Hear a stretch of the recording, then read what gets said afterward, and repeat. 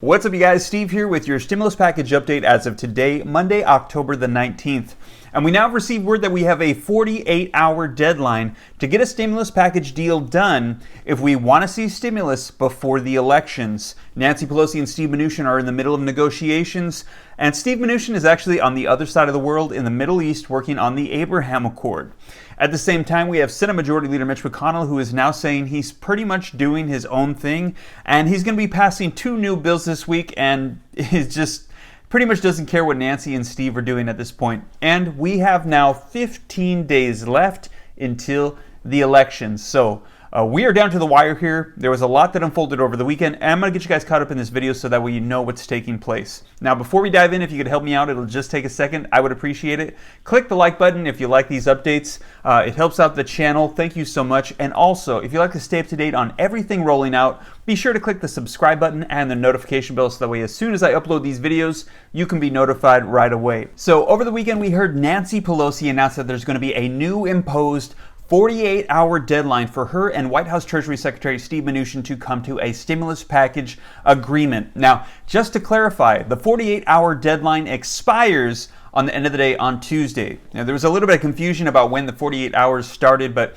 they have today and tomorrow to come to an agreement.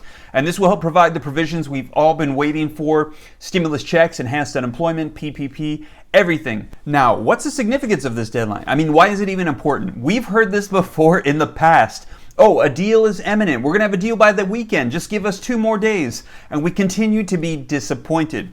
Well, here is why they're saying they're taking this deadline a little bit more seriously. Because they're saying if they do not have an agreement by the end of the day on Tuesday, we will be then within less than 2 weeks of the elections. And what they're saying is even if they come to a stimulus package agreement after that point, provisions will not go out until after the elections. And this could be very bad for all of the parties that are involved. This could be bad for the politicians because it'll then show that they have essentially failed to provide stimulus for the American people because of their fighting and their lack of ability to come to an agreement. So now it's serious for the politicians, which, to be honest, is a little bit sad that it hasn't been serious before for all of the hurting people at this time. So let's just look on the bright side and say that the good news is that hopefully within the next 48 hours, we'll be hearing some good news. So you might be asking yourself, what's the delay? Why can't we just come to a stimulus package agreement already and provide all the provisions that we all know we need,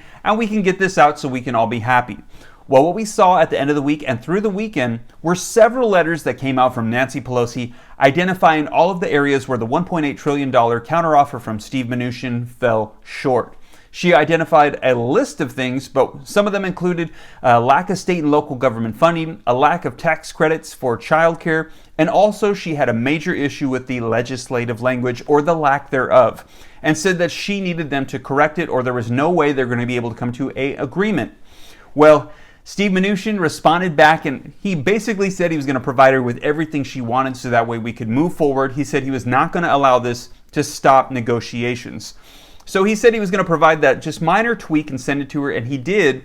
And when she received it, she was not happy. She said that he pretty much took out 55% of the legislative language and lost the specificity of how the funding should be used by changing words such as shall to may, and just pretty much made a lot of the stuff optional. So she was not happy. So now she's saying that he has 48 hours to get it done. Otherwise, they're not going to be able to get an agreement and get stimulus out before the election. So right now, we are looking to Steve Mnuchin to get that done today and tomorrow, so that way that legislative language can be taken care of and approved by Nancy Pelosi. Now, at the moment, Treasury Secretary Steve Mnuchin isn't even in the country. He's actually all the way on the other side of the world working on the Abraham Accord. However, do not worry. What they're saying is this should not delay negotiations at all, as him and Nancy Pelosi have actually been making progress and having phone calls, speaking for several hours every single day. So what they're saying is this should not delay it. They still can get it done even though he's on the other side of the planet. And they're saying, keep in mind the fact that Treasury Secretary Steve Mnuchin is probably not the person that's actually writing this. He has people that works for him that are doing that as well. So don't worry if you hear that he's actually not even in the country. All right, you guys, so now I'm going to be playing for you a clip of an interview from Nancy Pelosi and George Stephanopoulos that took place yesterday, where she's going to be pretty much discussing everything that I just covered, and she's going to be doing it in more depth so that way you can hear it for yourself from Nancy Pelosi. A lot of Americans are hurting, as you know, as well, Madam Speaker. I know you've been negotiating with the White House over a possible economic relief package, and you spoke with Secretary Mnuchin last night. Yes. Any closer to reaching a deal? Well, we're seeking clarity because actually, with all due respect to some of the people in the president's administration, they're not legislators. So when they said we're accepting the language on testing, for example, but we're just making a light touch. They said they changed shall to may, requirements to recommendations, a plan to a strategy, not a strategic plan. They took out 55% of the language that we had there for testing and tracing. And the tracing part is so important because communities of color have been disproportionately affected by this. So on this subject where we have agreement, we don't have agreement in the language yet, but I'm hopeful. And here's the big difference. Communities of color have more deaths than the white population. Let's just think of this. If you are a child, a Hispanic child has 8 times more chance of going to the hospital with COVID than a white child. A black child, 5 times more chance of going to the hospital than that. That's because we have not addressed the problem, the testing, the tracing, the treatment, the mask wearing, the separation, the sanitation, and all that goes with it.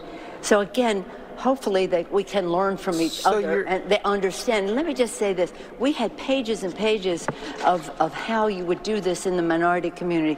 They crossed it all out. Instead, they put this sentence. Contact tracing will be paid for by the federal government as part of the $75 billion. Okay, we agree with that. But given state difference, each state shall establish a strategy that is appropriate to its circumstances.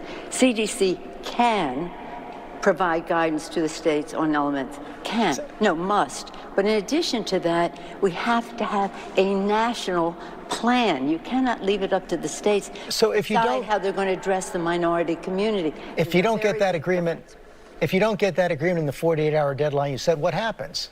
Well, here's the thing. The 48 only relates to if we want to get it done before the election, which we do. Well, don't you? Yeah. Yeah, so which we do. But we're saying to them, we have to freeze the design on some of these things. Are we going with it or not? So it's got to be done in 48 hours, otherwise we're not going to see provisions for the elections. Because again, we've been back and forth on all of this. You know legislation. Shall is different from may. All right, you guys, so I'm going to cut off the clip right there because I feel like in that interview, for the most part, that covers the main points of the grievances that Nancy Pelosi had with the counteroffer. You heard her talk about the legislative language, issues with testing and tracing, especially for the minority community. And we also heard her say that we have pretty much less than 48 hours to get this done if we want to see stimulus provisions before the elections. So let me know your thoughts in the comments down below. And also, we heard this week from Senate Majority Leader Mitch McConnell, who said he almost doesn't even care now what they do because he said any stimulus package agreement over $1.8 trillion is not going to get support from Republicans in the Senate. And he's going to go ahead and he said he's going to pass 2 new bills this week in the Senate. And this is very unfortunate because we've heard him say in the past that he would support whatever agreement they reached, but now he's saying, I think it's just getting too expensive. And so he's going to pass his own bills in the Senate, but we're pretty much looking at these as messaging bills. Because we know that if he does not have support from the House and Democrats and Nancy Pelosi, these bills are not going to go anywhere. And even if they get passed in the Senate, chances are they'll be dead on arrival in the House. However, do keep in mind the fact that we did hear from President Donald Trump at his town hall discussion last week that once there was an agreement reached, regardless of what the price tag was, that he believes that he will be able to get Republicans in the Senate on board. So we're going to see what unfolds with that. We're really looking towards Steve Mnuchin and Nancy Pelosi to get that agreement done. Well, you guys, that is your stimulus package update as of today, Monday, October the 19th. I hope it was helpful and informative, and I am looking forward to having some good news here within the next 48 hours. And as soon as I do, know I will hop on and I'll be sure to share it here. And once again, if you haven't already, if you like these updates, if you could just click the like button, and if you'd like to stay up to date on everything rolling out, be sure to click the subscribe button and the notification bell. And if you don't already, be sure to follow me on Instagram at SteveRam3. And also, if you'd like to be a part of something positive and encouraging encouraging a group of us get together on Thursday evenings on Facebook at teachjesus.app around 7:30 p.m. Pacific Standard Time and do Bible studies. Just something positive and encouraging during this time, just a simple invitation if you might be interested.